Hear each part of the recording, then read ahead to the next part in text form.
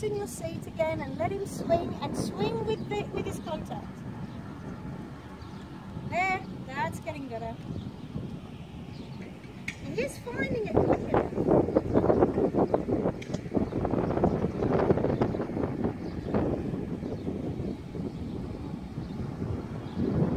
Good. Keep your contact. Pick up your outside rein. I can see it flapping. Hands down. Use your outside rein. Push it through and your inside leg to your outside rein. Oh, you might hurt that somewhere before. Don't tip forward. Don't tip forward, and you tip forward every single time on the open side of this circle.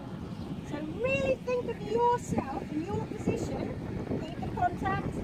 Don't take him off it. Let him push it out. Don't tip forward.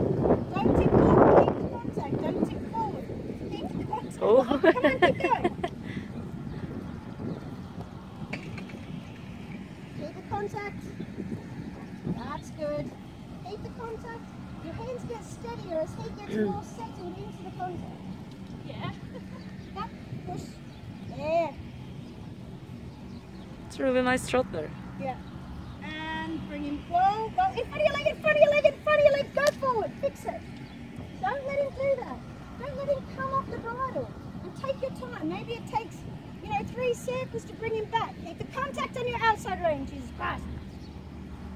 Superstar. Okay, keep the contact and bring it back slowly. Keep him in front of your leg. Keep him in front of your leg. Right. Okay, I would have liked to